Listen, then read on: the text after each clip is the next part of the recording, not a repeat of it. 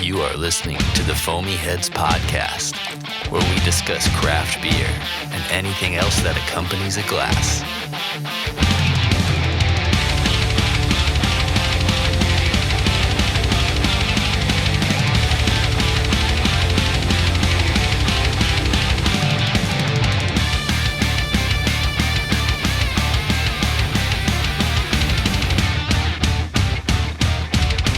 It is the Foamy Heads hanging out for a happy hour edition. Mitch and Rich hanging out on the mics today. We've got some fun conversation tonight. Mitch, are you at the office still, or are you back home? Both. I work from home primarily, but we still got the office space for now, so I'm taking advantage of it tonight. Okay. Also, have you even left yet? I just got to work. Got into work. Okay, so you were working at home and then you came in to discuss. Okay. Yeah. I gotcha. It's awesome. Quieter here because at home we got two cats that run around everywhere. And, they make a lot of noise in a one bedroom, one bath. So you know, this is a lot calmer here. So more than happy to go to the office space for all of this. Well, if you're interested in ever changing it up, I have a 13-year-old Pomeranian that can't seem to shut up and calm down. And I also have a kid that, clocks in around 15 months and won't stop yelling and screaming and talking now. So if you ever want a different kind of noise, I don't mind passing one off to you. Not my kind of noise. Yeah, that's okay. So we've got a fun evening planned tonight. We are drinking Rhinegeist. So we've got quite a couple of beers lined up, and then we've kind of got a special treat, special beer at the end. Mitch and I will be drinking Rhinegeist beers, but we have a special guest with us tonight, Kat from Rhinegeist. She is the rep in our area, and we are excited to have Kat. Kat, welcome to the show. Thanks for being on tonight with us. Thank you for having me. I'm glad that this can finally happen. This is really exciting. We tried this once, and schedules just kind of didn't work out the way we wanted it to, and then the beer gods kind of shined down on us a little bit and gave us a special release that we were hoping to have at one point but couldn't get our hands on. And then just when we happened to reschedule our discussion with you, Kat, we had gotten an email, or Mitch had sent an email over with the beer that he's been looking for forever, which is a collab between you guys and Southern Grist, and a barrel-aged version of that. So he kind of passed it over with a hint of the beer gods are kind of shining down on us with that. Yeah. So the move worked out. We're really excited to have you tonight. We're going to be drinking a couple of beers each. We're both sharing one. We'll both be drinking Truth just to kind of start things off. So we're both going to have that one. And then we're kind of going to move our separate ways a little bit. Mitch is going to go on to something else, and I'm going to drink a cider. And then after that, we'll probably come back together for our final beer for the evening. So it's going to be a good time tonight. Sounds good to me. I'm also drinking a Truth. Ooh, awesome. She's already opened her beer, Mitch. We're behind. Yeah. Yeah, I mean, come on, guys. Just get this going. We're being outshined, but I guess that makes sense. What glassware everyone got tonight? So I have actually Rhinegeist. This is going to be for our special beer later, but this is our Nashville Rhinegeist glass. I think I picked this up at our local Flying Saucer. I can't remember, but This was when Rhinegeist was doing a party, and I believe, Kat, you were repping that night. I did. I set up that event. I remember very clearly. Yes. Yes. Dang, I missed out. That's a cool looking glass. I was looking at the website earlier this week, and is that the Fury colors or something on the glass? Yeah, it is that Pure Fury. Yeah, Fury. They're very similar. Love that we got those colors. I love those colors. Yeah, they're sharp. I like them. I don't know if this is, it could be just habitual because I'm a creature of habit. I get my beers, I drink them, I put it in the dishwasher when I'm done, and then I put them back in my beer cabinet. This always seems to be one of the beer glasses that I go with whenever I just grab a beer. So even when I'm not drinking Rhinegeist, I'm constantly reminded that Rhinegeist is a thing. And you guys are making me probably spend more money than I probably need to. That's our goal. On beer. Craft beer, man. It burns your pockets, but you enjoy it. You know what?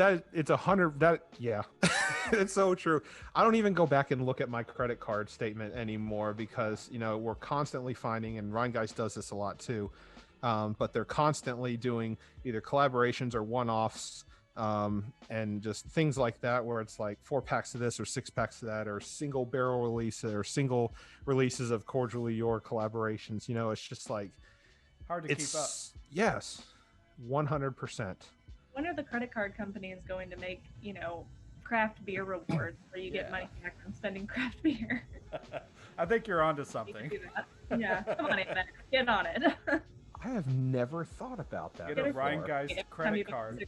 Yes. No, it would be terrible for Turn me. in your points and you can get the exclusive beer if you hit 3,000 points this month. I feel like that would be dangerous if you got a double points or triple points on every time you buy from a liquor store or a beer store or a pub or something like that. Surely that's a thing. No? You Okay. can get back if you shop in a grocery store. So Yeah, that's true. buy craft beer. We're also in grocery stores. We're in Kroger's. So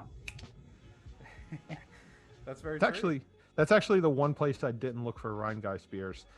So Mitch, I know we've kind of been on the hunt for the last couple of weeks.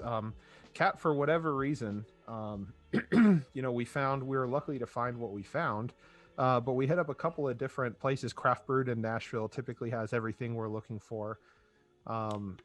There's a Stones River Total Beverage out here in Murfreesboro that typically gets releases.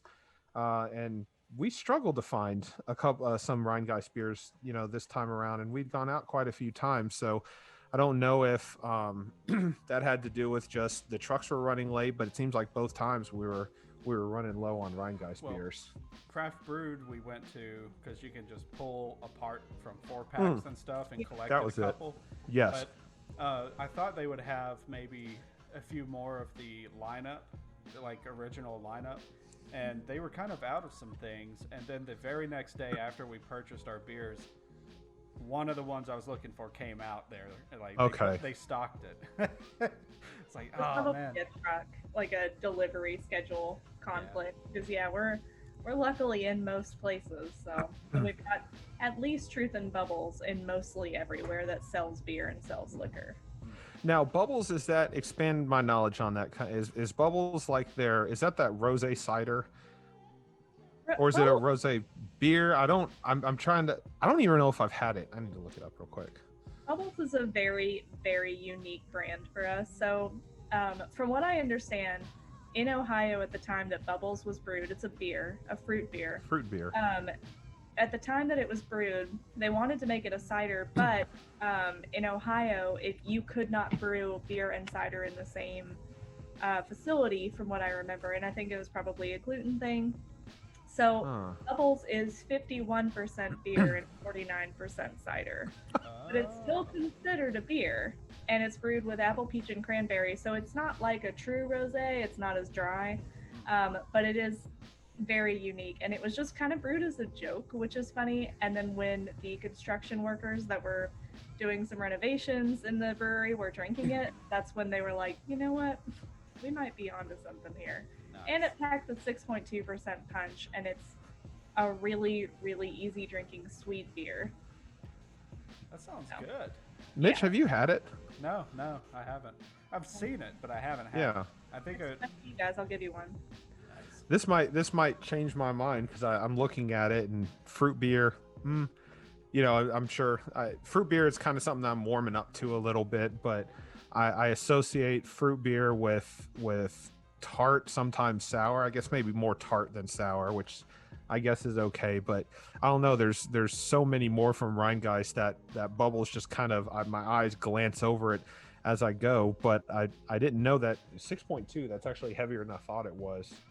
And the fact that it is still beer, and you said cider and beer?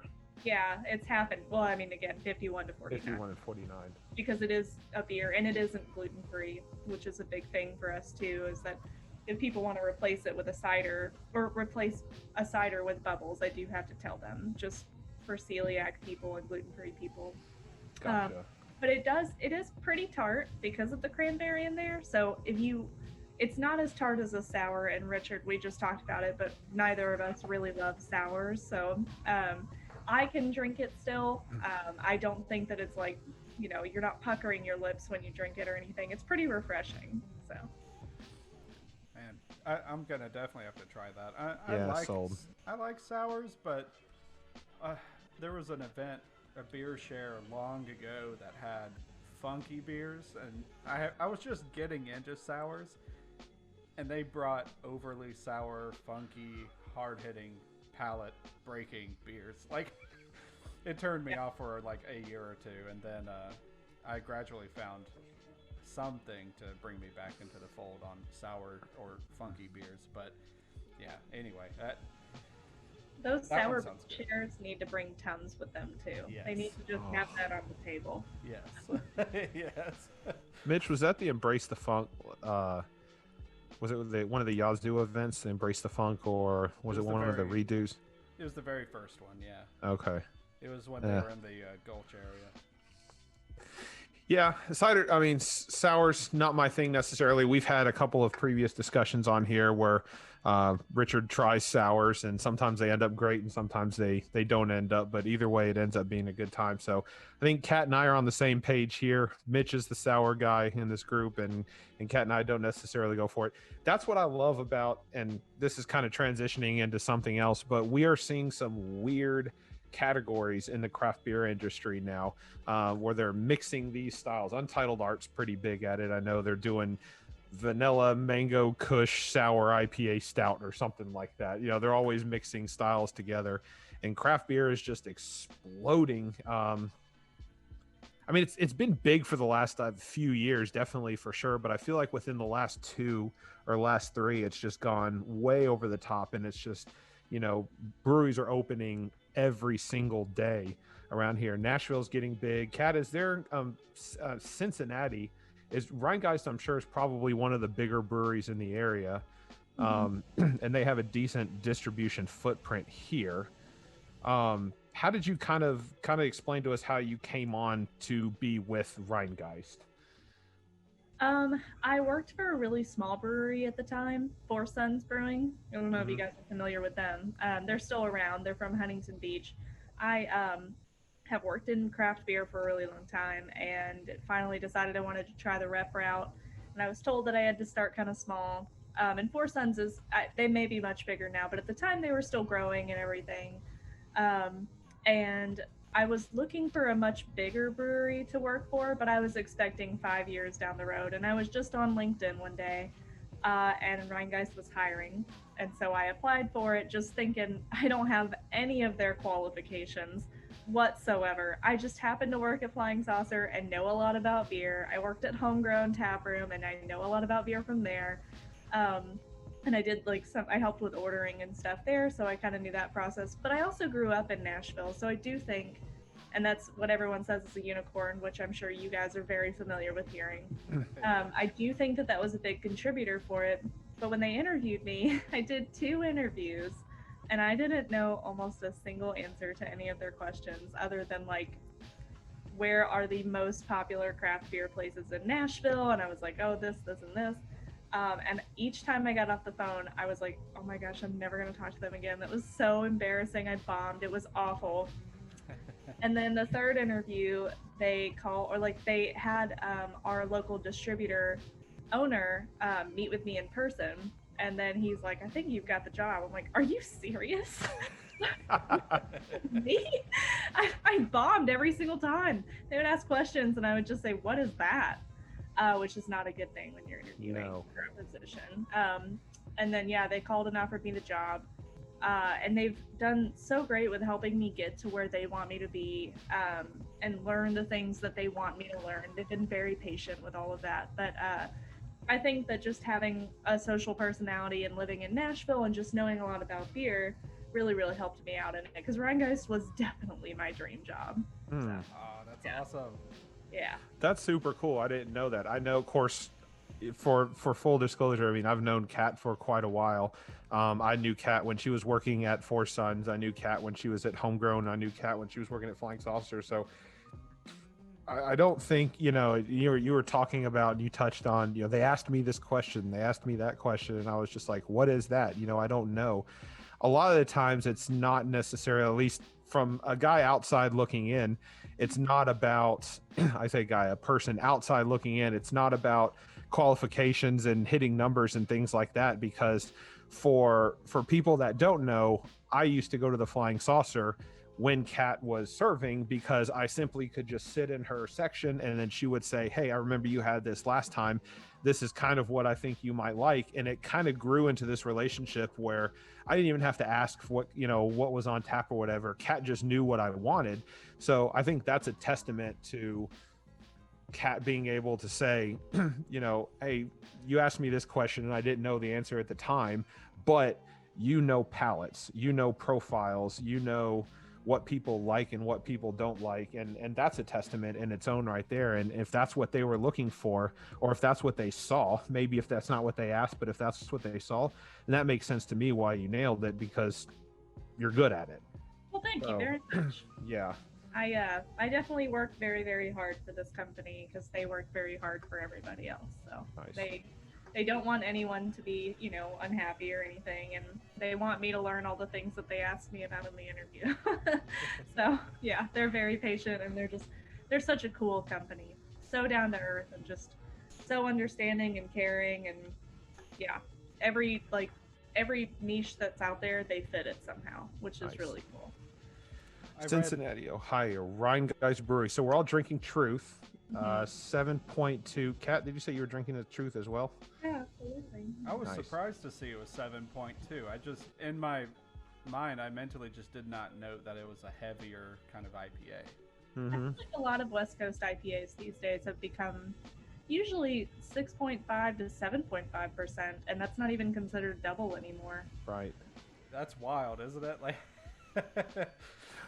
I don't. When you look at yeah, go ahead. 4%, 5%, those used to be the IPAs, but you're right. Now 6, 7, and Bearded Iris is probably one of the bigger ones in Nashville based that, say, hey, this is our IPA and it's 8.2, and here's our double IPA and it's 9.7, and it's just like, 5 years ago, 6 years ago, we weren't brewing IPAs at 8, 9, and 10%. Not every day IPAs, and the fact that Truth clocks in at 7.2, that surprised me as well, because this doesn't drink like a 7.2.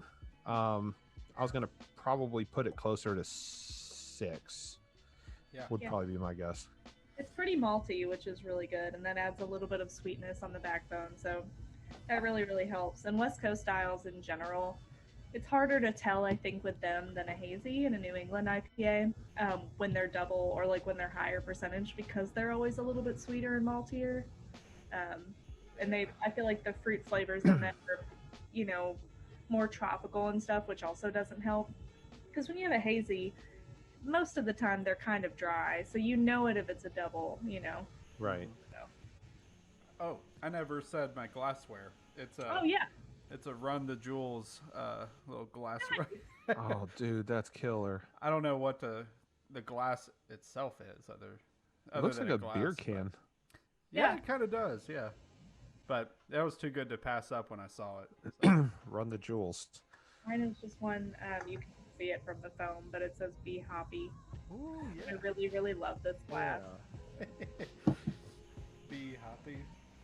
There's a Look- song or something. Looking at the hop profile, Mitch Citra is making its face again. Oh yeah. Centennial hops, that I can definitely taste Centennial in this beer. Amarillo, I can taste. No, I'm sorry, Simcoe. So the hop profile, just running through it on Untappd real quick. Centennial, Citra, Amarillo, and Simcoe hops. Definitely can taste the Centennial. Definitely can taste the Simcoe.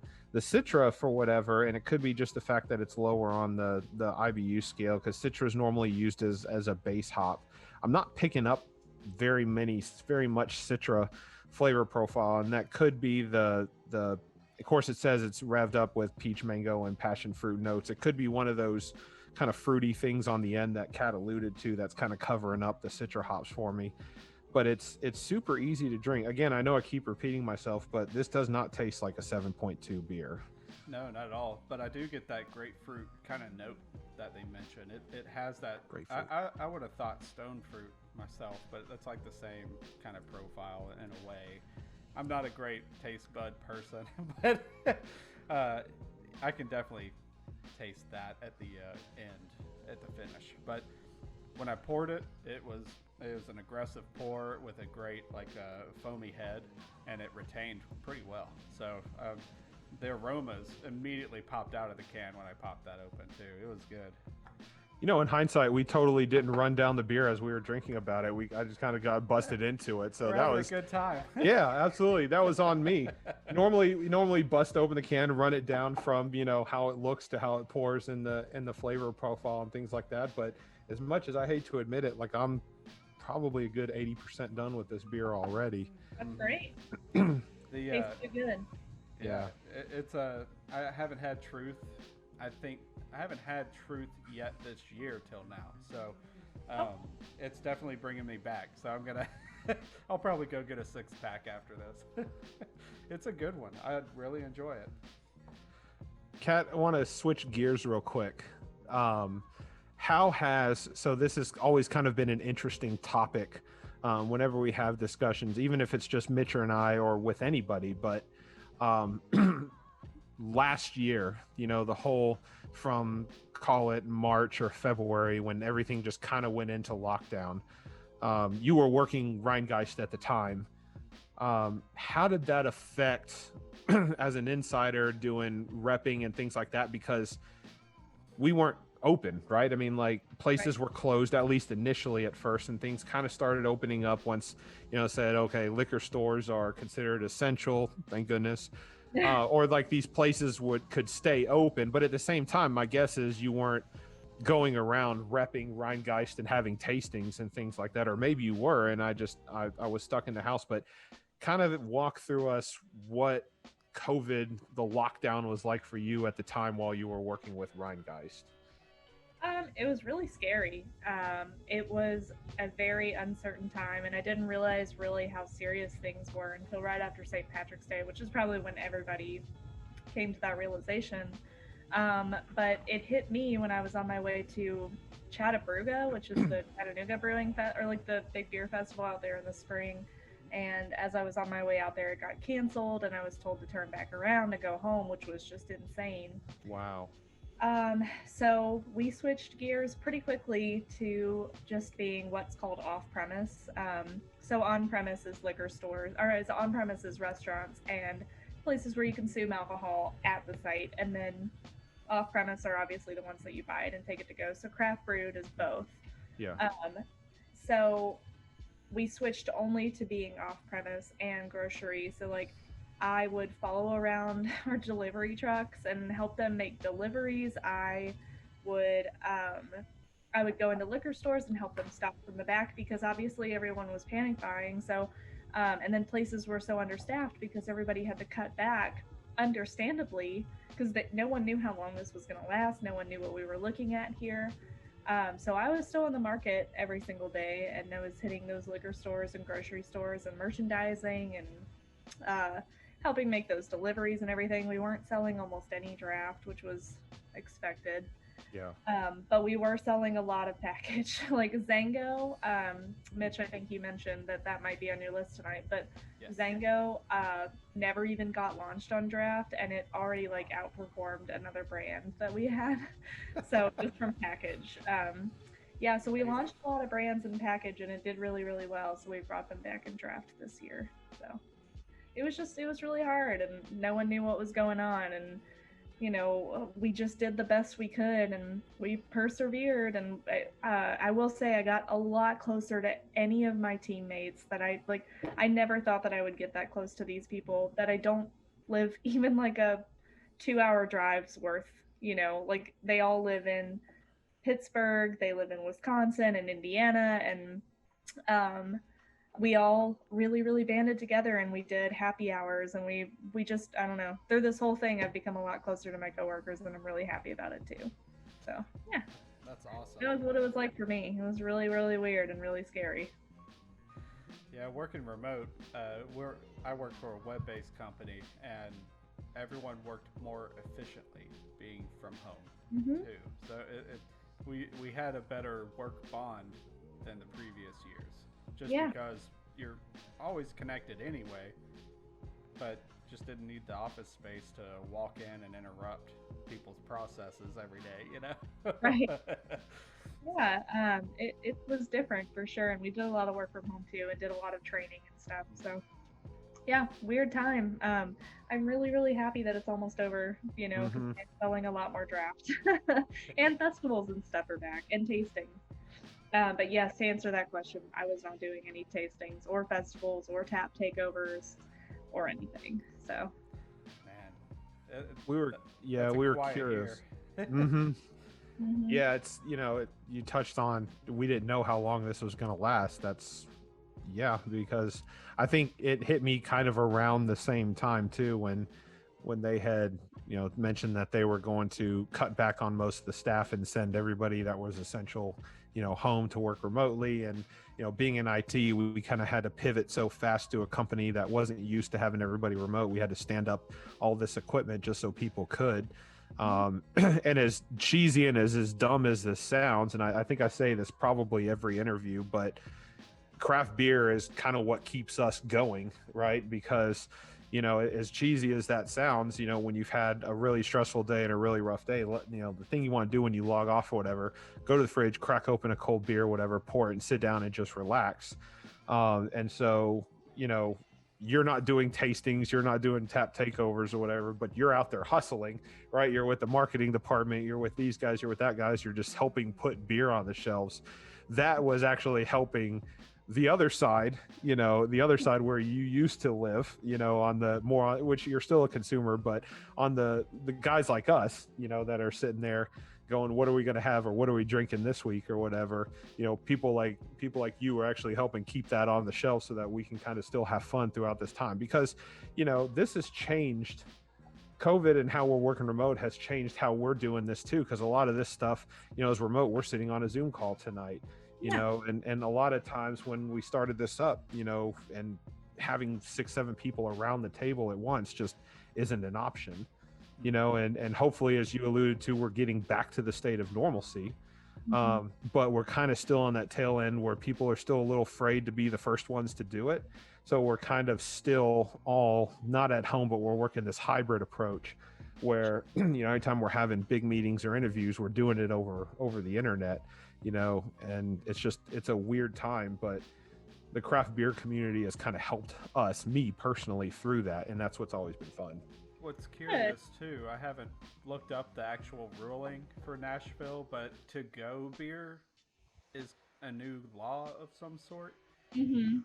But it's not what I'm wanting it to be, which is the Napoleonic like law from New Orleans or something, where you can walk around on the street with a glass, Open right? container. Yeah, open container law. I'm guessing it's not that or whatever. And I could be wrong if that's the right thing to call it from New Orleans, but yeah.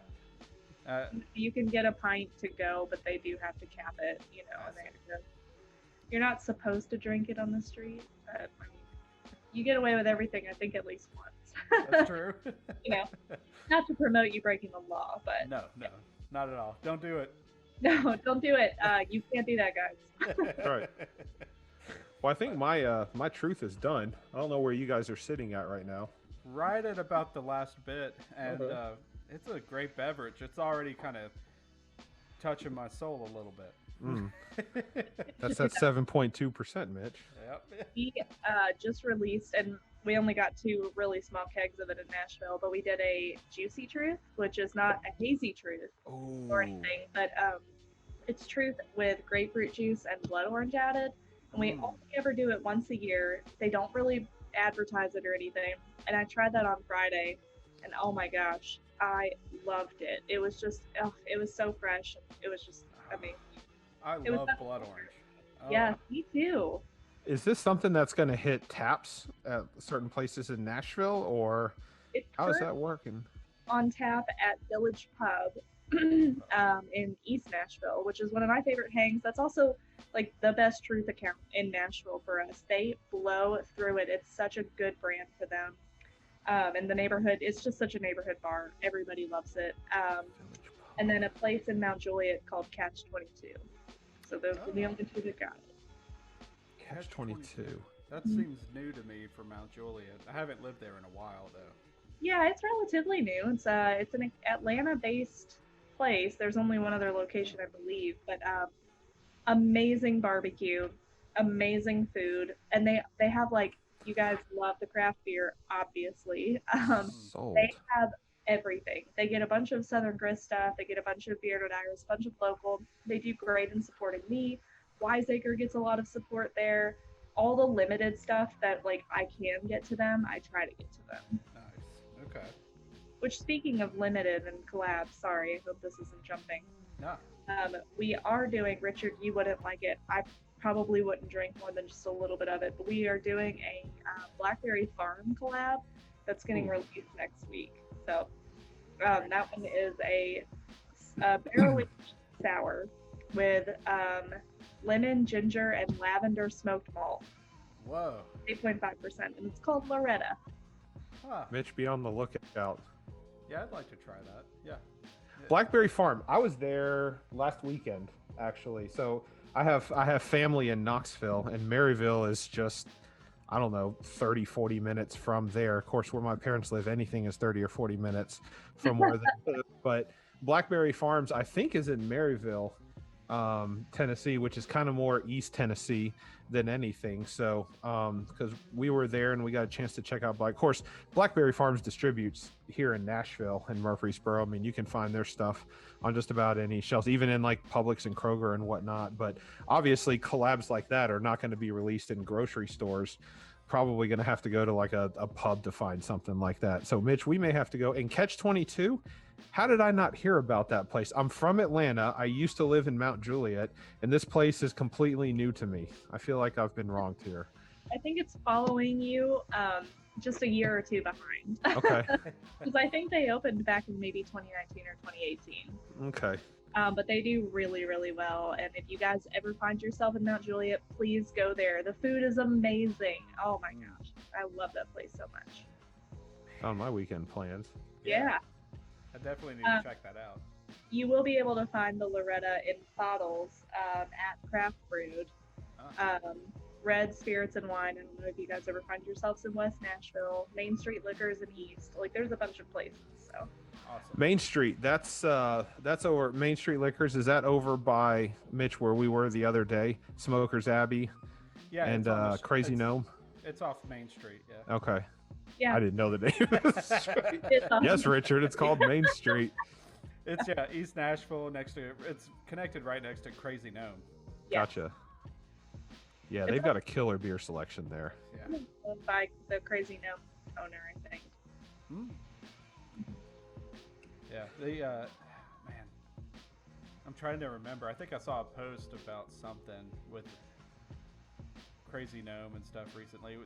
We interviewed them a while back, and it was a blast. And this whole year has been a blur, kind of getting back into recording and talking to people. So that we got to go talk to them again. And I want to talk to the Main Street Liquor guy because he gets his hands on some really good stuff, and he knows what's good. So It's also really cool. I think, Mitch, were they on when we were doing the virtual craft beer social, Nashville Beer Social Club that night when we were doing the virtual? Were they on there? I'm not think sure. There was a couple of the guys from Main Street Liquors that were on there. It's very possible. There's a lot of people in that Facebook group. Gotcha. Yeah, I think one guy is the main guy called Aaron, maybe? Aaron, yeah. Yeah. Yeah. I follow him, and he keeps posting good stuff. Like, that's coming up in the shop. So the back room's like rebuilt now and whatnot. So yeah, I think he's gonna start doing like a bottle club back there, or like something like where you can do a bottle share, or you like a membership thing where you get to choose some super rare stuff.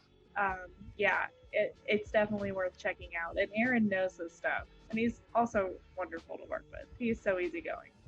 Oh man, yeah, I need to shout out to him sometime, see what's up. You do. I'm sure he would freaking love it. He loves talking about craft beer. Awesome.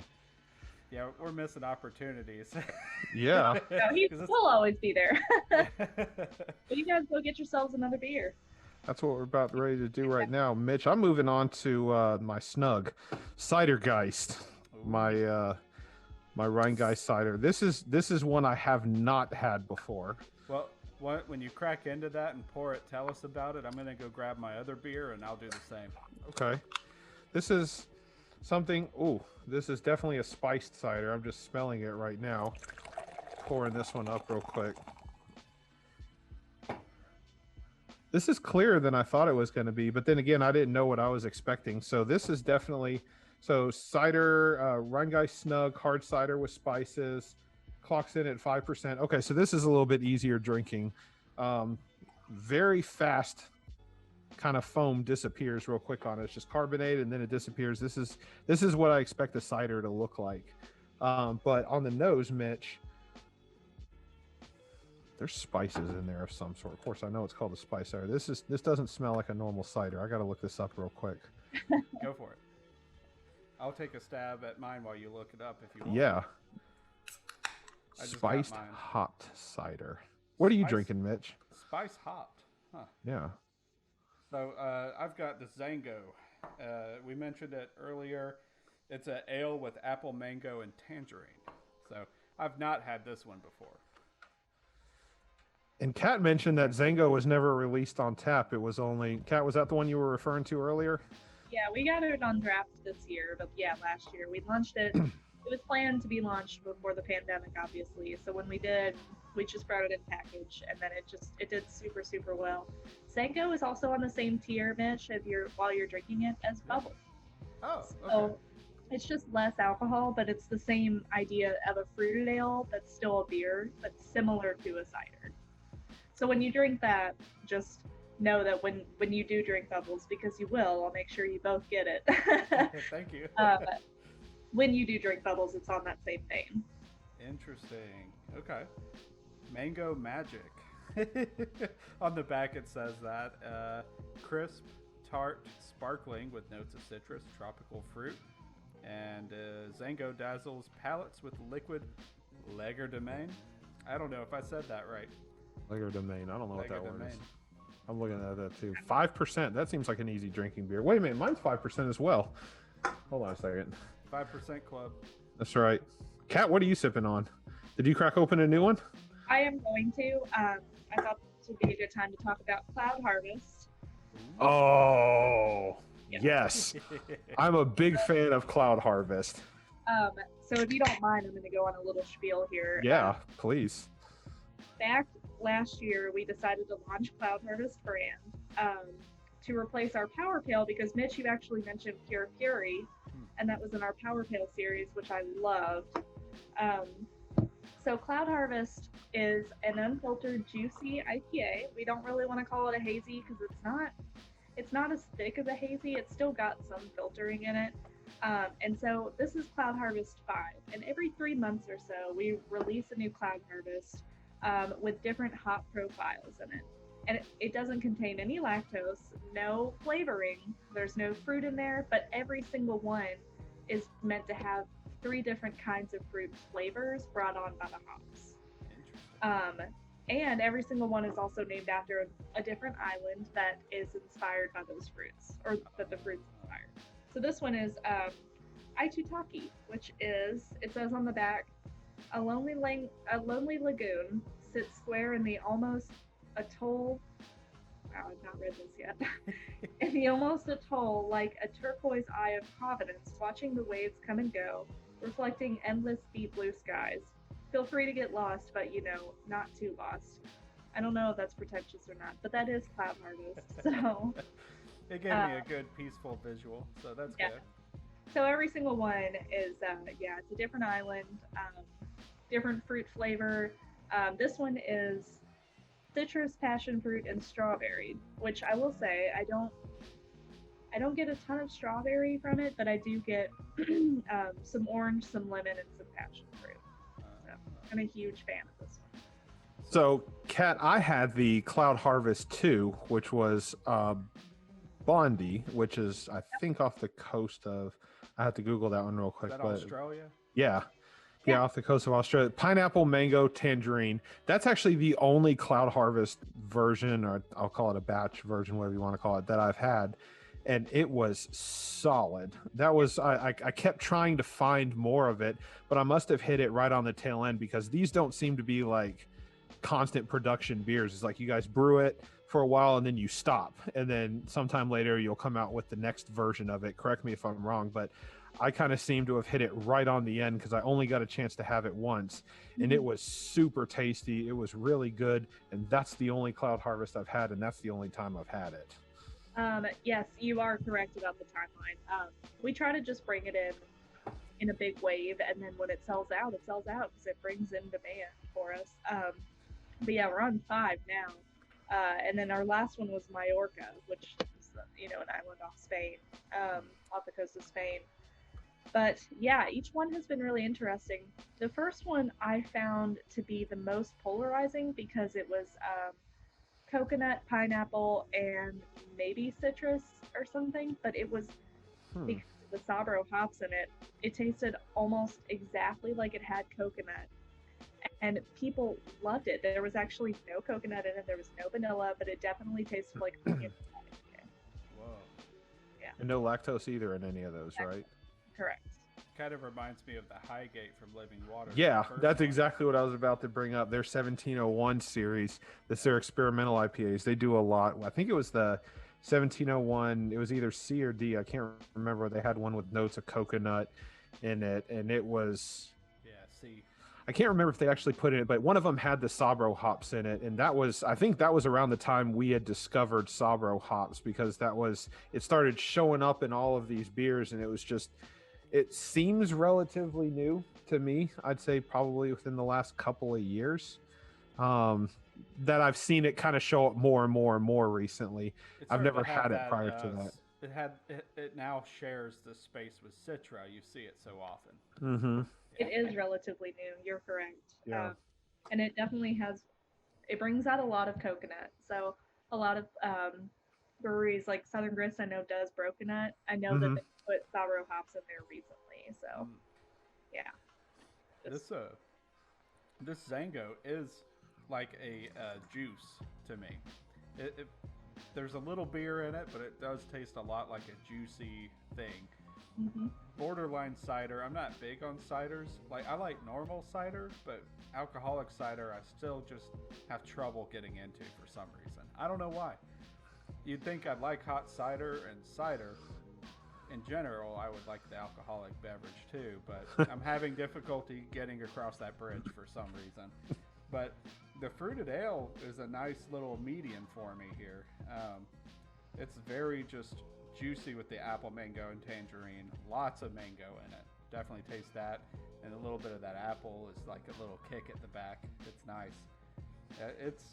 I dig it. This is refreshing, Mitch, hold up the glass. Can I see it? It's like it looks like juice too. Yeah. Okay. Yeah. I didn't know what to think on that. So when we were picking out our brews for our discussion, Kat, with you, this was probably 3-4 weeks ago when we were kind of hunting around, scouting around, and we ended up in Craft Brewed and trying to figure out what we get, when they allow you to pick singles out, right? So you can buy a 6-pack or a 4-pack or whatever. And we had decided that the goal was to have one of the same kind of starting out, and Truth just kind of seemed to be the right one to land on, just because it's one of the easier ones to find from Rhinegeist. It's very evenly and well distributed. It's an IPA, and both Mitch and I go for that thing, so that one kind of seemed to make sense. And then we saw one Snug and one Zango left, and the discussion was who's going to get which. And Mitch specifically said, well, I'm not that much of a cider guy. And I said, okay, well, I like ciders. I don't mind them at all. So I went ahead and got Snug, and then Mitch stuck with the Zango. And the Snug, I have to say, it drinks like a cider. I'm picking up some weird... I'm probably going to get crucified for this, because this is probably nowhere in the flavor profile whatsoever. Licorice, I guess, in the cider. It's a little weird. I don't understand why I'm picking up licorice in it, but maybe it's the mulled cider, or like the spiciness of it, but it's something right on the end that I can't pick up, and it's, for whatever reason, it's going back to like a black licorice or like a Twizzlers kind of taste on the end. No, you're not that far off. A couple people had also mentioned that back. And I will throw out there that Snug was our winter cider. Obviously, Snug, Mhm. you know. Yep. We're about to release our new seasonal cider that's called BZ, and Craft Brewed will have that one. That one's a honey cider, like a summer Ooh. cider. But can yeah, remember I that. really like Snug, and Snug did really well for us back in wintertime. Mhm. So when you said that you were drinking it, I was like, oh, good. It's weird. Yeah, this is Very not the honest. time to be drinking this beer. But I mean, it's still in code and stuff. It's totally fine. But still, yeah, it's a cider with mulled spices. Mhm. Again, it did very, very well for us in the wintertime, and we gave away a Snuggie with it. Of course you did. Of course we did. Yeah. But yes, it is a very interesting and unique flavor. Yes. And I'm only drinking it 2 seasons late, Mitch. Yes. That's right. Springtime. Our year-round cider, Zappy, is a semi-dry cider, and that one is. If you've ever had just an English cider, it's very traditional in that sense. Just very tart, or not very tart, a little bit tart, a little bit sweet, semi-dry. Semi-dry. What people want when they say they want a cider that they don't want Angry Orchard. So. Gotcha. Yeah. What was the name of that one again? Zappy. Zappy? Okay. I'll have to be on the lookout for that. So, little bit of background. My wife, who knows Kat very well, Kat runs in kind of in the same circles as my wife and her best friend, and they all kind of, like literally run in circles. They pay money to run. And so they've known each other for a long time. And Rachel, my wife, is a big cider person. She loves cider. She's getting into stouts, which is something that's kind of weird to me because whenever I pour, whether it's a coffee stout or a barrel aged stout or something like that, she's always the first one. Oh, can I have a sip of that? Can I try it real quick? Whereas if she knows I'm pouring an IPA, she'd be like, okay, that's cool. And then it kind of like goes and walks away. Oh, nice. But she's a cider girl, and in a barrel aged, darker stout porter kind of girl, but cider in particular. So I'll have to be on the lookout for Zappy when it comes out, because I know that'll be something she likes. She Angry Orchard for her is good, but it's a little bit too sweet, I think. For her, she wants kind of something more in the sense of a natural apple juice that doesn't have all that extra sugar flavoring with it. So it could be that Zappy fits that flavor profile. So I'll have to be on the lookout for it. Okay, Mitch, I see you. Like Zango. Yeah. Or Zango. Zango's pretty awesome. Yeah, it's got that apple and mango hit to it for sure. Nice. It's also just the possibility that you know me and I could just give you those things too. I could give you a sample of them. Next time I see you and your wife and your kiddo. God, he's growing up, man. He's getting wild. I mean, he's already bipedal, right? Yeah, it's ridiculous, man. He's running around, walking around, and saying words. I'm trying to get him to teach it. He knows how to get like cereal boxes and bring it over to me when he's hungry. I'm trying to get him to go to the fridge and bring a beer when I'm thirsty, but I've gotten shot down a couple of times on that, saying that brings on bad habits as an early age, but I haven't given up on that yet. Go get Daddy's juice. That's right. Daddy's juice. That sounds terrible. I would. Yeah, that's what I'm gonna. Yeah. No. No, this is good. I think Kat's right. This is, being that this is the winter beer, I think this would be something that, I definitely like it. This would be something that I would enjoy outside in cooler weather. Maybe you could get away with it when it's outside around a campfire or whatever, but this is definitely one of those beers to have when it's much colder outside, or if you're just sitting inside hanging out by a fireplace or whatever. This is the beer to drink. It is a little weird drinking it in June, sitting upstairs when we have to have the air conditioner turned on, but it's not a bad beer. It's something I've never had before. I'm glad I tried it. I'll be anxious to see if I can snag this next year snug it next year when the winter time rolls around. We are it back, and actually we rebranded our ciders so that, and this is actually kind of relevant to Mitch, what you're drinking. So you'll see now that Zango has our traditional logo with the skull, and I can get into that too, but Zango used to have an apple, and Bubbles has an apple on it, but Cidergeist is a cider, like it's a true cider, where Bubbles and Zango are not, and they're not gluten removed and everything. So now we're finally officially putting the skull on Zango. We rebranded the cider so that they look very different so that people don't confuse them, which even I did. So it's very understandable. I am curious about the logo. I see the skulls in a droplet shape, but I'm not sure what the symbol fully encapsulates. You know, if that's the right word. No, you're right. I could definitely tell you. So when you're looking at the skull, if you've been to Cincinnati, then you know about like the area called Over the Rhine, which is back. I don't remember exactly the year, but when there was a lot of German immigration in Cincinnati, they moved to the area called Over the Rhine. So that area is heavily German influenced.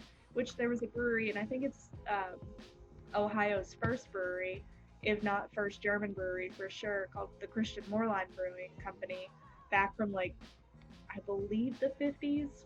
So it was an old German brewing company. Christian Moorline is obviously very German.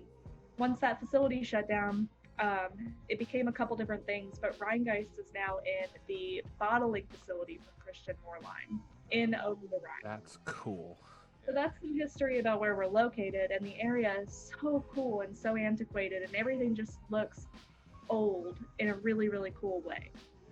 So we have this little skull in a teardrop shape because Over the Rhine, or Rhinegeist, means ghost of the Rhine, ghost of the river.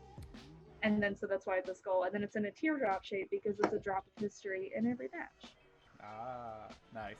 There you go, Mitch. History to everything as to why we have that logo. So everyone asks about it, which I personally think it's really cool. It definitely helps our tap handles stand out and everything. And like you mentioned earlier, the cheetah gold beer. You can tell a Rhinegeist beer on tap from far away when you walk in to a bar. Yeah, and I love how these craft breweries are trying to find ways to stand out. It seems like I see two versions of craft breweries. You've got the ones that are so small that, you know, they either don't have tap handles or they basically have the nub, right? When you go into a brewery, like, oh, we have, you know, you walk in and you see this brewery on tap and you have to go, oh, well, which one is it? And they have to say, oh, well, it's this one, because they're not big enough to have different tap handles for each beer.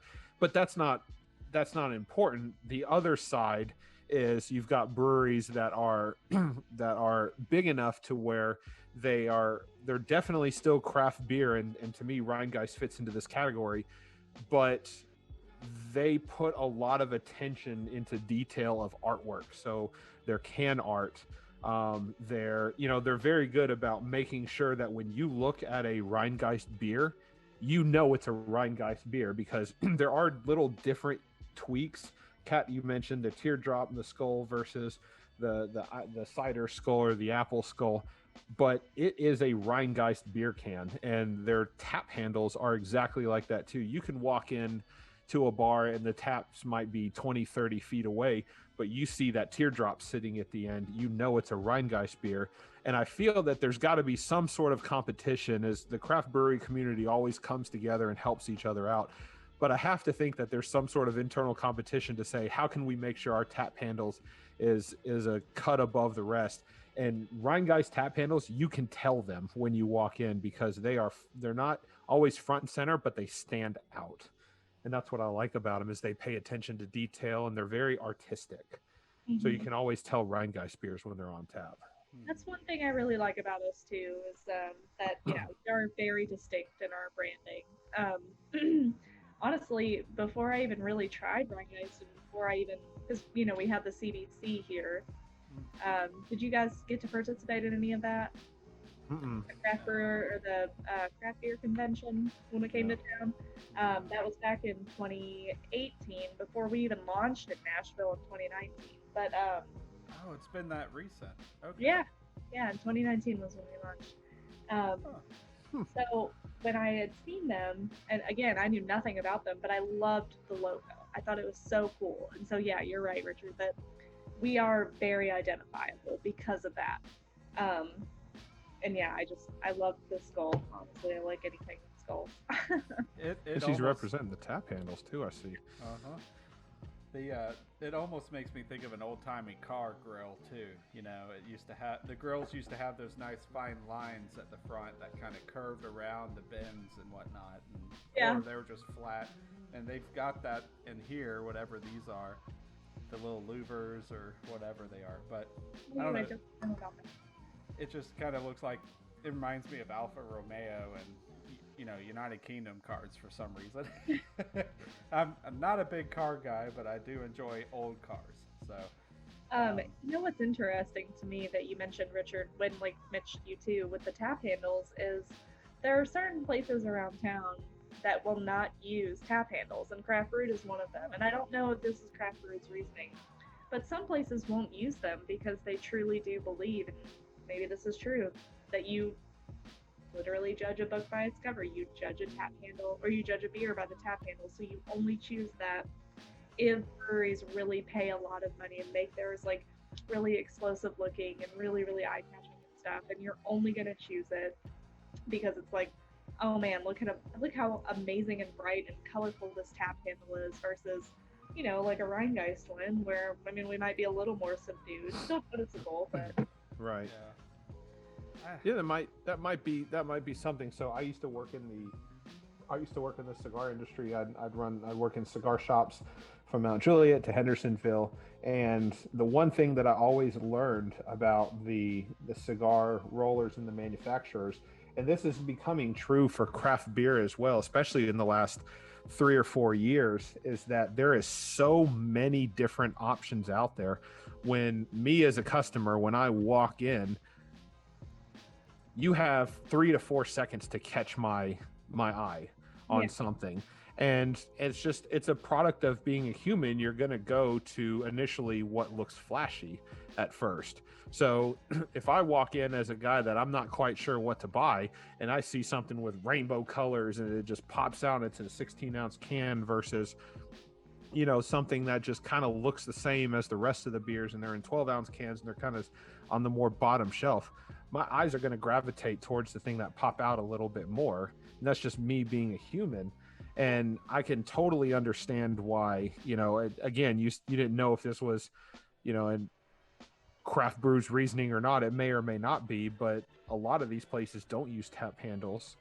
And it could be for that reason. I don't know. They want you to understand what it is that you're drinking because they care about the beer that they're drinking, that you're ordering, not just about what's flashy. But there's something to be said about the other side of the equation too, is that there are breweries that just care so much about putting work and creativity into the artwork that they want that to shine through to their beer, and you're kind of muting that at the same time when you say we're not going to put your handle on tap because we don't want them to judge the book by its cover, when in reality you're saying, hey, we have this great beer and we're putting extra effort into the artwork to make sure that it gets noticed so that you can enjoy it. And I feel that gets lost when you take a tap handle away.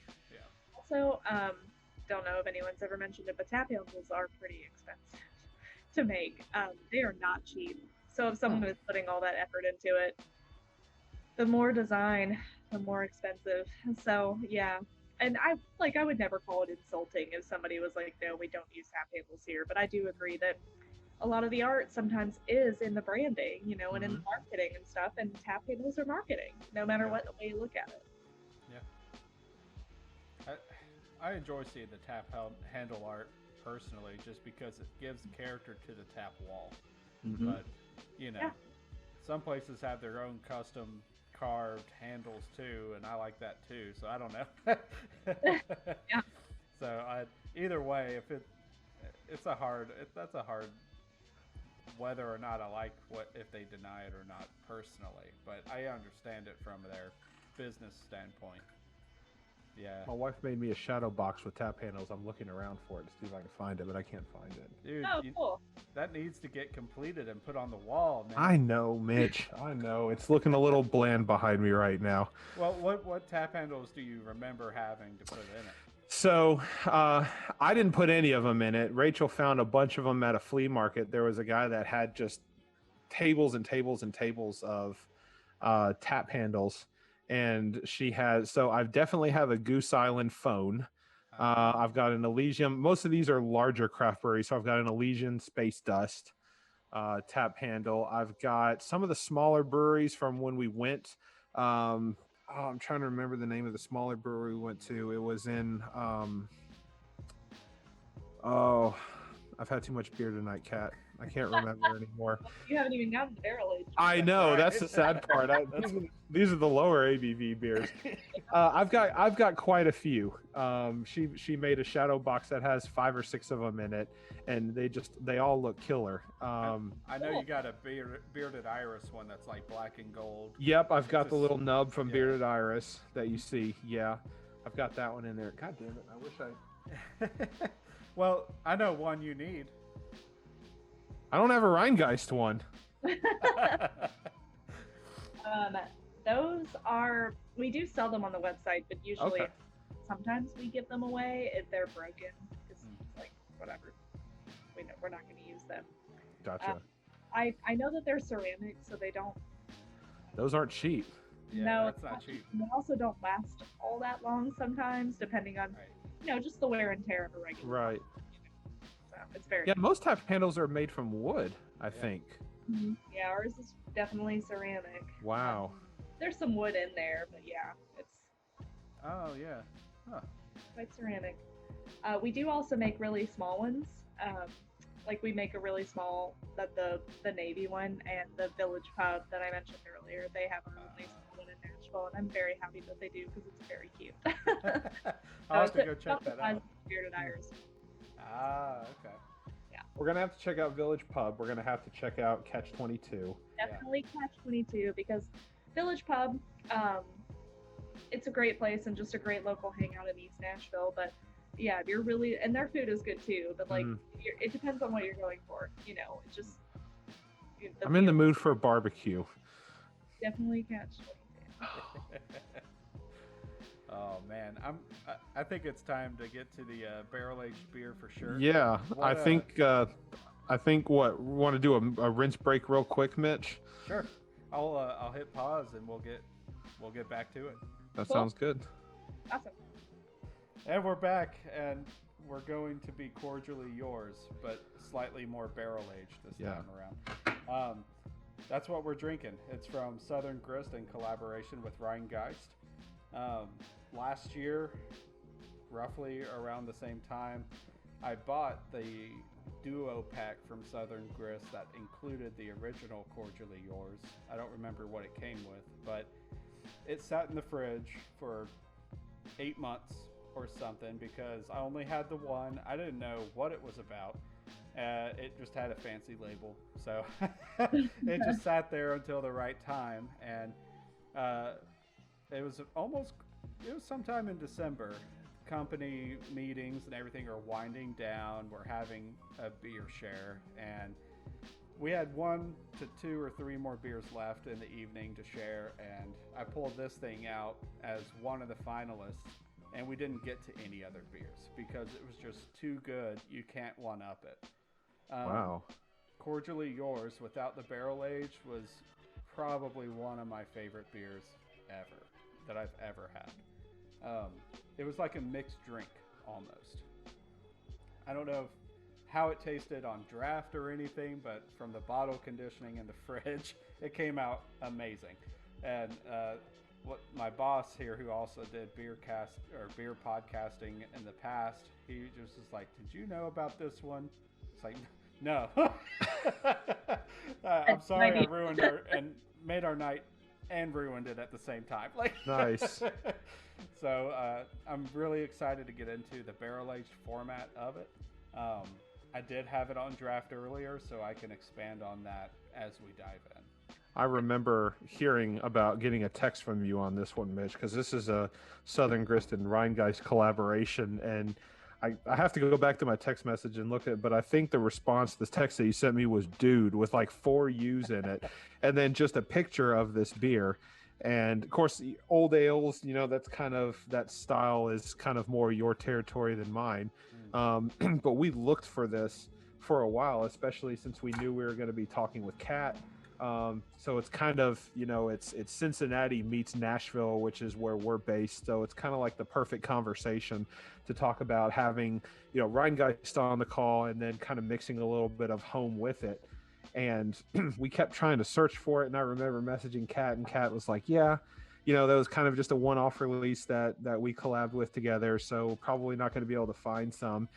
And then we were supposed to actually, Kat, we were supposed to talk with you. It was either last week or the week before, and the schedules just didn't work out. Mhm. And it was like 2 days later that Southern Grist's Instagram page posted a picture of a barrel-aged Cordially Yours collaboration with Rhinegeist, and I think Mitch ended up being over the moon about that. So Yeah. it kind of worked out. So we made sure that we were online last Friday morning to reserve these and bought these, and Mitch went and picked it up for us. Yeah. And we wanted to make sure to have this tonight with you on the call because this is Mitch's, like he said, it's probably one of his favorite beers that he's had. Yeah, and the barrel age definitely brings a new face to it. So Mhm. I'll I'm go so ahead and glad, like everything worked out so well for that. That's awesome. it did. Admittedly, I didn't even know that they were barrel aging it for longer, so that's awesome. Like that's Yes. just super cool that it worked out. Yeah, I was stoked and over the moon for sure. Do you have a beer that you're enjoying right now? My cloud harvest, yeah. Oh, She's sipping on her Cloud Harvest. Yeah. nice. Mitch, I poured this one in to the glass. It's got a cherry kind of hue to it, like a reddish. Yes. It's heavy. It's super dark. I've got my special Rhinegeist Brewery glass that I got at the Flying Saucer that year. Bam. Yes, there we go. I got Oh, the yeah. Mythos Canadian glass. Oh Very yeah, nice. Yes. that's a good glass for that one, Mitch, because it's got that wide mouth on top. You can get a good smell while you're. That's Heck why I yeah. love those glasses that open up at the top. Yeah, Is it Schnifter glasses? snifter. Snifter? Nectar is, I think, what Richard was drinking Truth out of. Mm-hmm. Ah, okay. Yep. So that is called something else. Maybe Tuba? I don't know, actually. Maybe, Uh, yeah. this It is does kinda have a cool. tulip. It looks almost, Mitch. It almost looks like one of those glasses that you would drink scotch out of, but it's just a little bit wider. Yeah. Also, my cat might join. I don't know. He's on my desk They're right welcome. It's But a I was- Rhinegeist cat on the scene. I actually have this little beer. That's what a Glencairn glass. Yeah. Ah, And it gives you like all the different things that you should put in these glasses. So Sure. this is a tulip. It says Abbey Double, and it even gives you food pairing like barbecue, meat stews, a nice thick steak, or smoked rib roast. So yeah, just different kinds of glasses and stuff. I don't know. I've had it for a long time. It always sits on my desk. But yeah, dude. Taking a smell of that, boy, that thing is heavy. Yep, it smells just like it did off tap, so that's a good sign to me, I guess. Old ale aged in bourbon barrels for 16 months, then rested on vanilla beans, cacao nibs, and cinnamon sticks, brewed in collaboration with our friends at Rhinegeist in Cincinnati, Ohio. So when I had this off tap, it was very much like a cherry cordial. Okay. So it's chocolatey, it's got that kind of cherry hit to it, and lots of vanilla, cinnamon kind of creaminess to it. Vanilla, like overload vanilla, like okay, No. not like the Avery vanilla Well- stout, that vanilla bean stout that we tried. So to expand on that, vanilla really is a sensitive nerve on my palate because of the Avery double vanilla. Whenever there's any vanilla, it's just emphasized in my Yes. brain because of how impactful the double of vanilla Yeah. Avery was. That was wild. Yeah. But I'm gonna dive on in. Yeah, I'm gonna take a sip. please do. And now, Mitch, go ahead and take a sip. But since you had the original, Mhm. that one wasn't dark, right? I guess it's the cacao nibs that have really like added into. Yeah, You're correct. Yeah. Woo. yeah. I was thinking, I was like, that one was more of an amber color, the one, Mhm. the original one that I poured, because it's supposed to be modeled after an old fashioned. The Right. original is. It So, was when I- way more old fashioned. It was still probably my favorite beer I've ever had. Ooh, that This sounds one good. is completely different in my opinion. Interesting.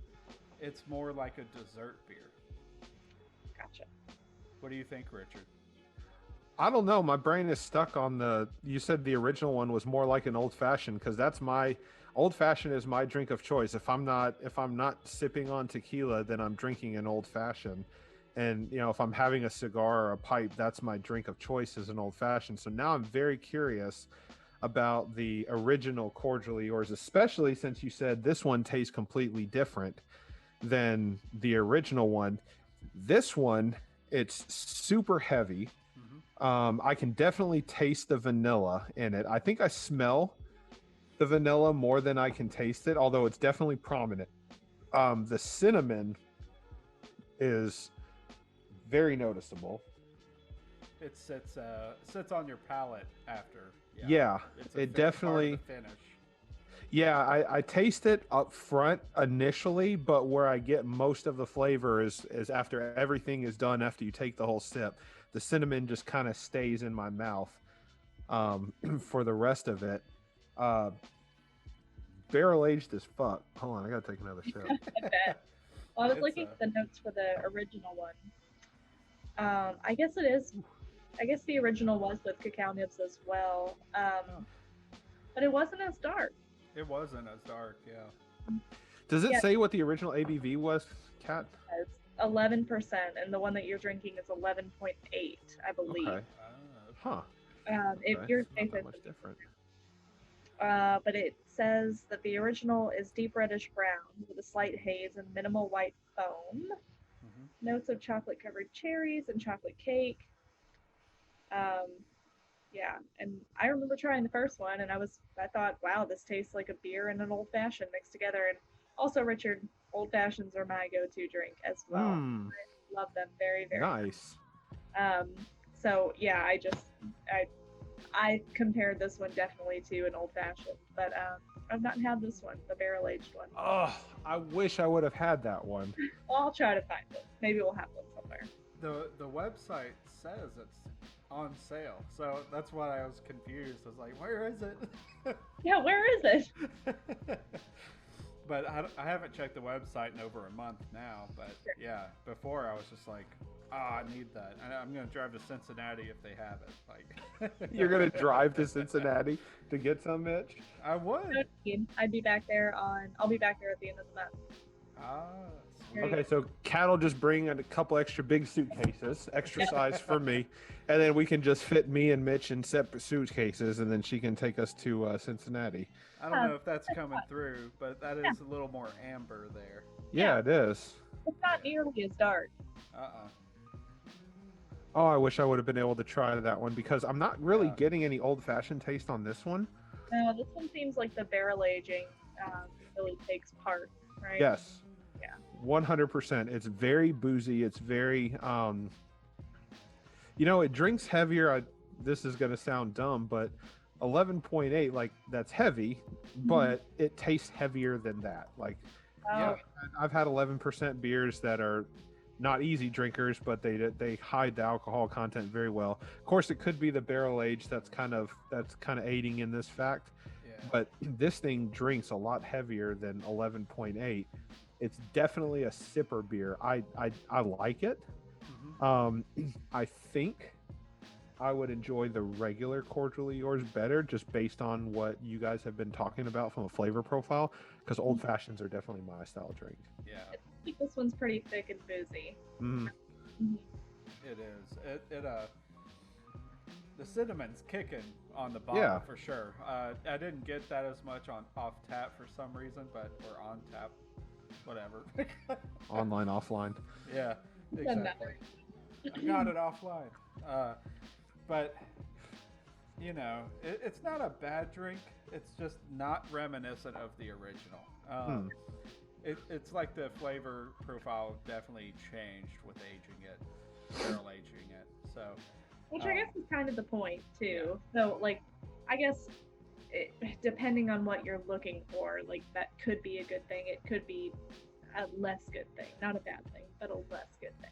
yeah, I learned something a little new for my palate just from this experience. Just the barrel aging process brought out a whole different set of notes with cordially yours, the ingredients they had. So it's eye-opening in a way, just as a consumer, with what that can do to a drink. So it's super cool. I have 3 more bottles after this, so I'm stoked about it. Mitch, is there any relation to the original cordially yours? Like, can you pick up any cross flavors between the original, or does this drink like a completely different beer? Because obviously I haven't had the first one, but this tastes nothing like an old fashioned to me whatsoever. I can agree on that point where it tastes nothing like an old fashioned. But it's been over a year since I've had, well, not over a year, but it's been too long since I've had the cordially yours for me to really get into the details. I just know that it was a different experience. I was blown away by cordially yours. With this one, the barrel aged one, I'm like, it's good. Mm-hmm. It's great. Don't get me wrong, it's great, but I'm trying to compare it to what my past experience was, which I only had the one bottle and I shared it. So it's not like, if I had known what I was getting into, I would have bought a lot more 2-packs of the 2 different beers and tried to like offload the rest for more cordially yours, but it's one of those that I wish I had tasted earlier or sooner and then picked some up from other people some more. Or something. Yeah. It'd be cool to do like a side by side for both of them. Yeah. That would be super fun. Gosh. Yeah. If there are any still in existence, that would be fun to happen. Well, you've got some barrel aged versions left over, Mitch. Yes, we do. We'll do a beer share in person so we can all experience it. Yeah. Okay. Because that needs to be shared. It's a good one. You guys ever tried Mastodon from us? You literally read my mind. I was about to ask, is that a Mastodon sitting right there? This is not a double oaked Mastodon, which is the double oaked is aged in red wine barrels and bourbon barrels, but this one is just regular Mastodon. And I believe the year, it's also 9.8%. I'm not open tonight, but I believe this year was 2020. I guess so. It doesn't say anything different. Huh. Depths of white pepper, banana, peach, and apricot fuel this primordial beast. Primordial beast. I guess so. Of a Belgian style dark, which actually is one of my favorite flavors in a beer. So awesome. Yeah. Mm-hmm. Yeah. So I would save this one for a bottle share if we do it. So. Deal. I don't think I've ever had a Mastodon before. So. They make a double version. Of Winter Warmer. Have you ever been to Winter Warmer? Okay. So in 2019, I did Winter Warmer and I brought Double Oak Mastodon. It was a huge hit, but it's also like 14%. So. Ooh. There's a lot of Rhinegeist specialty beers. I don't know the right name on the website, but I wish we could get them here. Oh, they look amazing. Mastodon caught my eye, as well as several others. We are bringing one in this year, so I'm sure you guys know of Ink, our IPA. Our stout. It's our imperial stout. So regular Ink runs at 10%, and then we do all sorts of variations with barrel aged. We do like barrel aged mole ink, rye ink, cafe ink, chocolate cafe ink. So we do everything.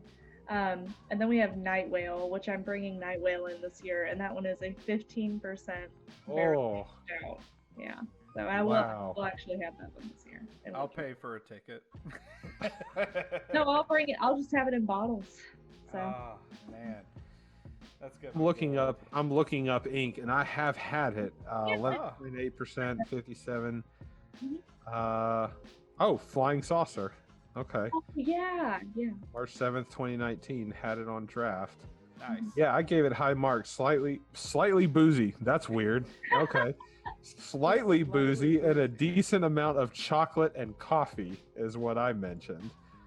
That's wild considering it's almost 12% and I called it slightly boozy. I must have had a few prior to that because I don't imagine 12% would be well, I mean, I guess maybe it I've had 12%ers that didn't necessarily drink super dark, but I do remember having Ink. I do remember enjoying it. Matter of fact, Kat, I think that was one of your recommendations that night. I don't know if that was March of 2019. No, maybe you weren't there at that time. That seems like after your time there. No, I was there. Oh, you mean I'm sorry. I was launching the Rhinegeist event at that time, so I Okay. recommended it to you still. But Gotcha. Okay. Mhm. That sounds familiar then. Yeah, that was super tasty. Yeah. So what is, are you allowed, is there anything that you're allowed to share with us that's kind of coming down the pipeline from a Rhinegeist perspective, that's maybe something that you can share with us? Or is the goal right now still kind of opening up slowly and reopening distribution and back into tap rooms and things like that? Like, do you guys have plans, not trying to put you on the spot or anything, do you guys have plans for collabs with Nashville in the future, or is there plans to bring out other beers? You kind of hinted at Ink a little bit, so anything like that? We will definitely do ink again this year, and I do want to bring in some more variations. Night Whale will be new to this market, so I'm really curious to see how a 15% Imperial Stout does. Yeah, Um, that's good. We don't have any more collabs with Nashville breweries in the works.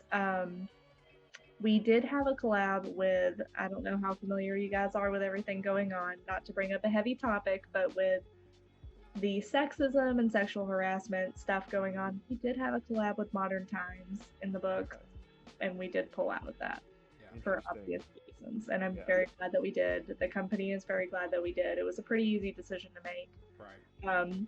But we did have a double IPA coming down the line for that. But I think later in the summer, we will still do a similar double IPA with honey, like Bell's Hop Slam. That's coming down the line for us.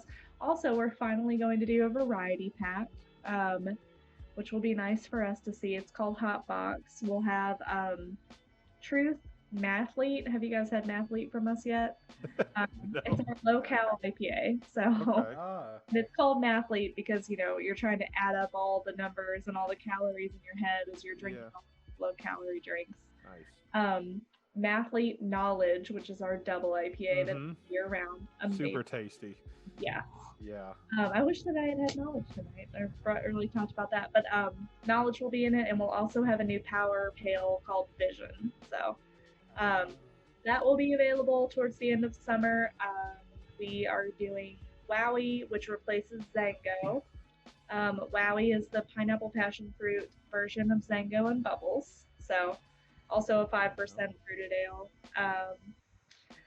Yeah, there's no more collabs that I know of that have been scheduled, but the big one is the Blackberry Farm that I mentioned earlier, the Loretta. I'm pretty excited about. The sour. Yeah. I was kind of hoping you were going to mention the power pack was going to be something towards the beginning of summer, because I'm looking for beers to stock my outside cooler in when I go swimming this summer. It sounds like that would be something that I could do. Get Mathlete. You can find it at Kroger stores. It only comes in a 12-pack. 115 calories. And other low-cal IPAs that I've tried, and I know that everyone thinks I'm paid to say this, and I'm not. I don't really love low-cal IPAs, but I really like Mathlete. And to prove how much I like it, which will shoot myself in the foot here, I really like it with a lime. It's really good. Wow. So, I don't normally like fruit in beer, but I will say, like, a lime or a grapefruit in Mathlete transforms the entire thing. So. A grapefruit. I'll have to, Makes it not drink like 115 calories. Yeah. Is it like the same serving as like a lime, where you have the slice and you kind of pinch it for some juice and put it on the side, or put it in the bottle or whatever, or can?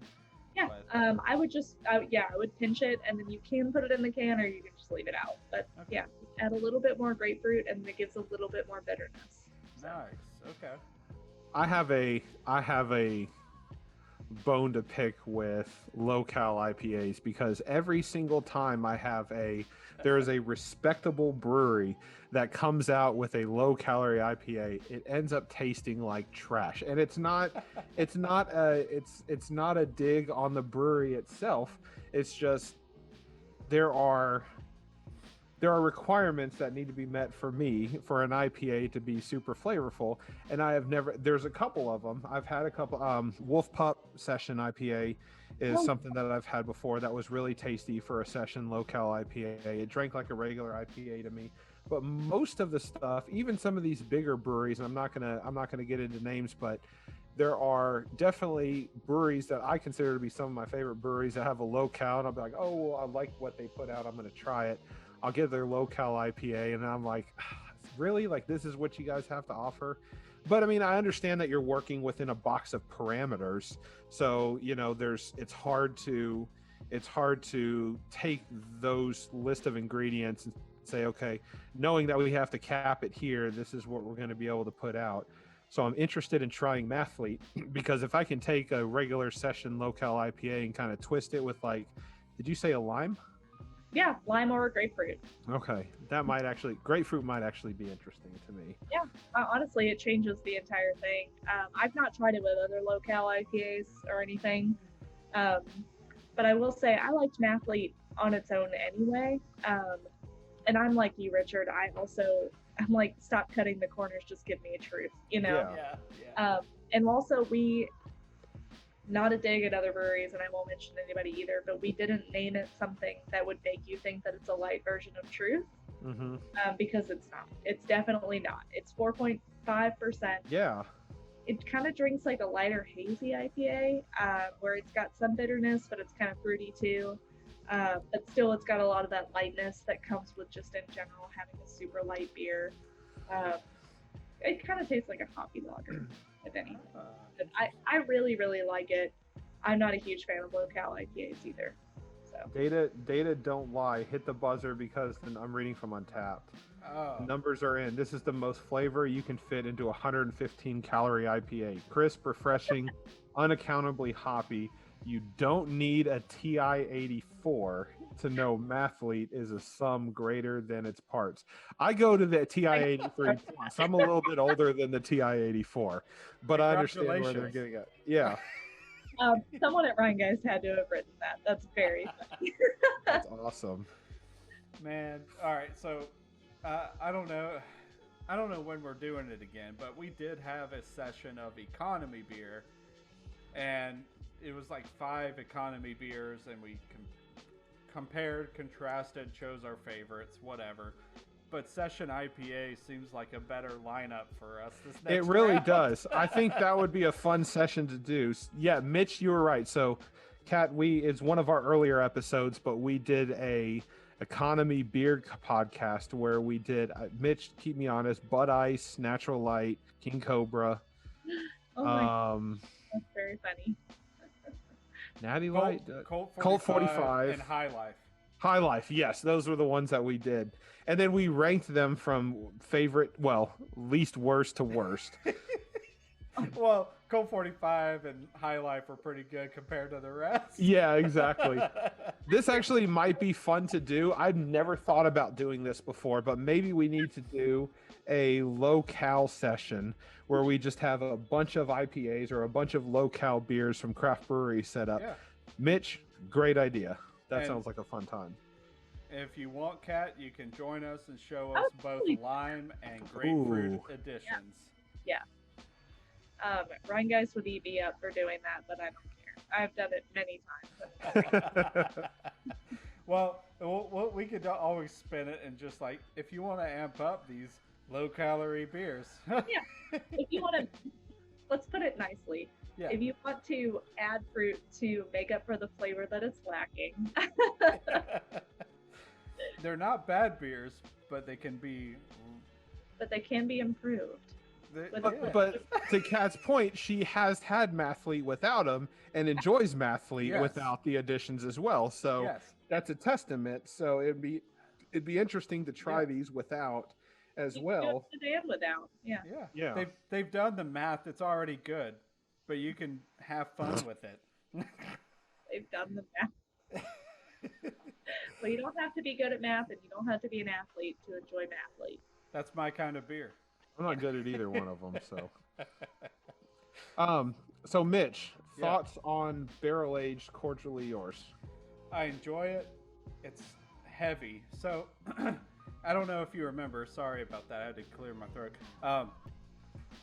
We went through the brewery beers stint for a minute.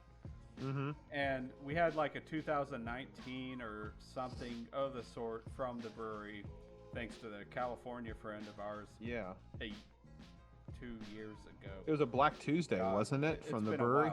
Yeah, it was a Black Tuesday, and it was boozy, like 16.5% or whatever. Yeah. This drinks like a very heavy boozy beer, and I compare it to that Black Tuesday.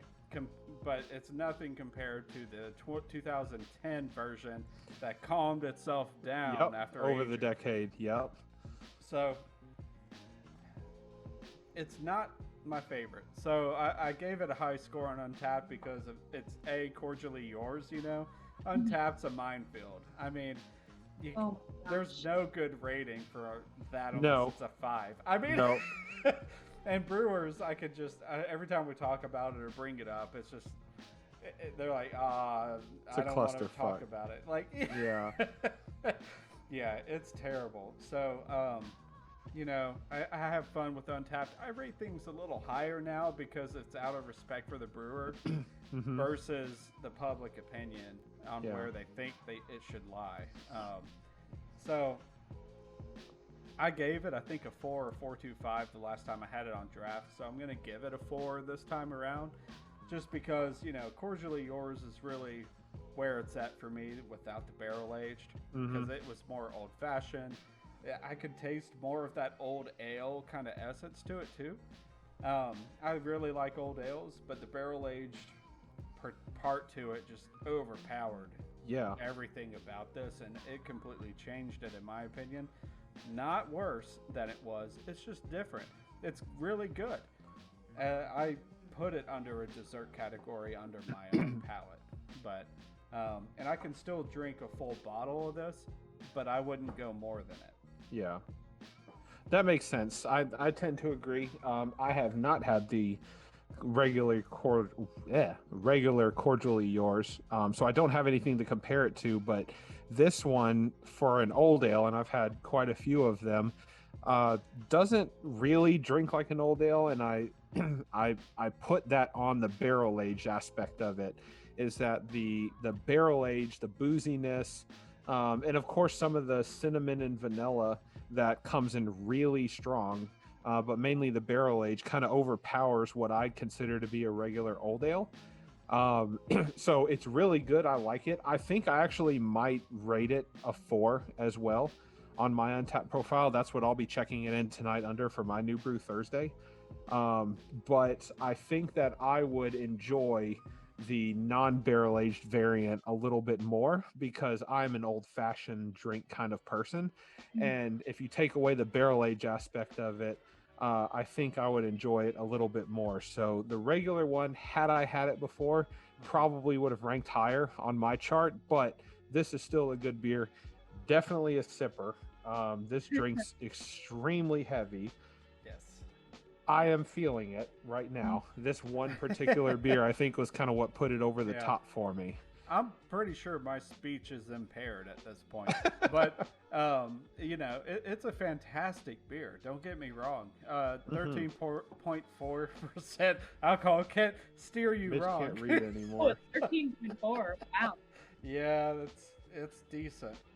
We might have been looking at the wrong specs, actually, because the bottle itself says 13.4. I believe them. Yeah. I failed to read the label earlier, but for the best experience, enjoy at cellar temperature. I let it warm up a little bit myself. Old ale aged in bourbon barrel for 16 months, rested on vanilla beans. That's the same thing that we read earlier. But man, it's a beast in its own right.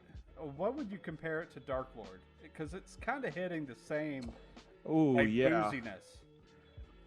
That's actually a good point. I think if you were to take away, the cinnamon and the vanilla, you basically have Dark Lord, because Dark Lord was a Russian Imperial Stout. That's right. But it was definitely heavy on some of the cherry notes and the cacao nibs. but it was more of a yeah, that you know what, you're actually right. If I were to take away the vanilla and the cherry Cinnamon. notes of this one and the cinnamon, or I'm sorry, the vanilla and the cinnamon, I basically have what I think to be a Dark Lord Yeah. from Three Floyds. Oh, okay, gotcha. You've had Dark Lord? I am familiar with it. I have seen it. Yeah, we're not yeah, so got one. Dark Lord Day has a special place in our heart because we try to get tickets to Dark Lord Day every year up in Munster, Yeah. Indiana. Yeah. Didn't get a chance to have it last year just for the simple fact that COVID kind of shut down everything, but they still distributed it. We actually packed into a van, me, Mitch, and one of our friends, co-host DJ from time to time, and we drove to Indiana and we picked up our 4-pack of Dark Lord at the brewery, and then we just kind of toured Chicago breweries and just hung out in Munster and got like a hotel for the night and got some pizza, and then turned around the next day and drove back. And we're not scared of Cincinnati, so we'll do that there too. Yeah. I think we're doing it this year, Rare Beer Fest. Oh, You know, Okay. it's at Rhinegeist, and we invite a bunch of different breweries. Like Southern Grist has been there the last time. Obviously, we did not do that last year either. Right. But Southern Grist was there, Blackberry Farm was there, and then like Taft Brewing and Three Floyds and Mad Tree and stuff. We invite all of these breweries to it. So that sounds That sounds awesome. like a good time.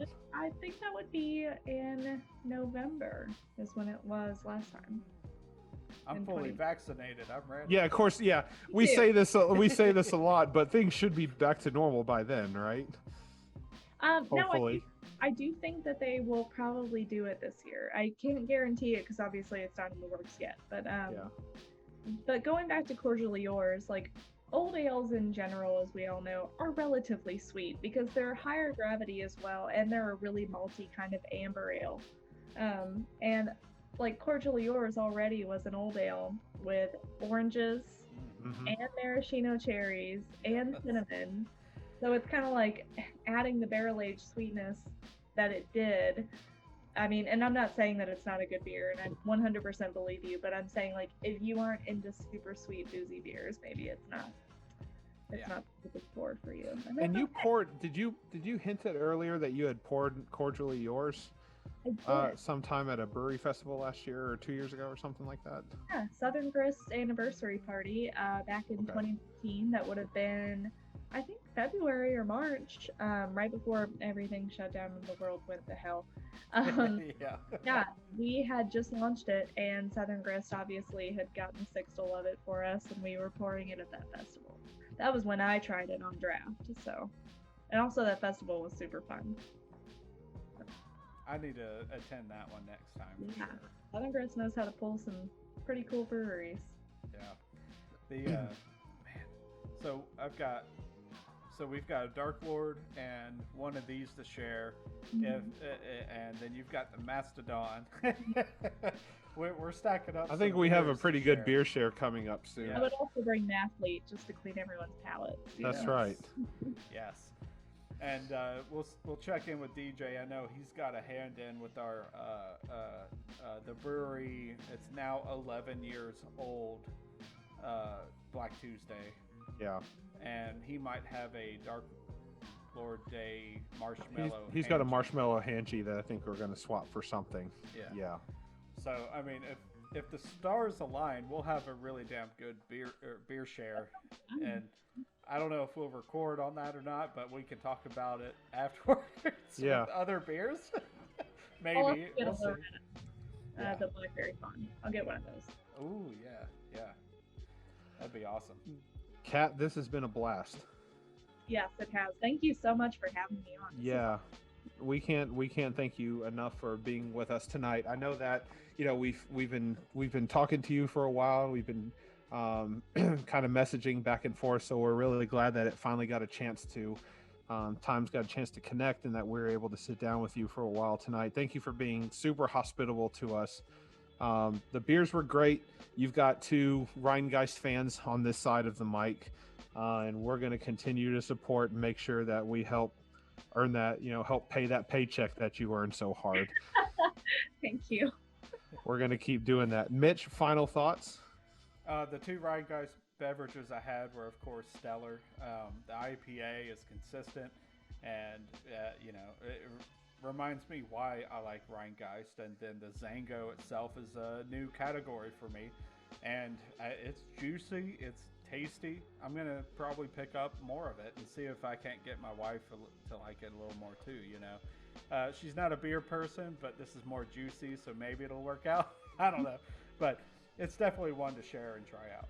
Yeah, I agree. I think the Truth was a good IPA to start out with, and then moving to the cider, it was kind of opposite from somewhere that I would normally go to, but it was good to move from something that I know to something that I don't know, and that's kind of why I decided to go in that order. And then obviously finishing it off with the barrel-aged super high ABV version of Cordially Yours with collaboration between Southern Grist and Rhinegeist was definitely the right one to finish it off with. Because having that one first probably would have screwed up everything else after the fact, because this is definitely a heavy sipping beer. I'm definitely feeling it. I think this is going to go really well on my Untapped. I'm going to give it a 4 out of 5. Overall, this has been a great experience. Kat, we can't thank you enough for being with us tonight. Yes, thank you. And we hope to have you on future shows. If you're not drinking beer, start drinking beer. If you are drinking beer, keep drinking beer. And if you've never had craft beer before, if you're out and about and you see Kat from Rhinegeist kind of chilling and hanging out, definitely go up, introduce yourself to her. She's a super sweet gal and super fun to hang out with. And we had a good time tonight. And Kat, cheers to you. Cheers, man. And we'll see you guys next time. This was so much fun. Yes, great podcast. Hopefully, if people see me, I'll get them beer. We'll take it. Yeah. Yeah. Cool. Cheers. Guys, cheers.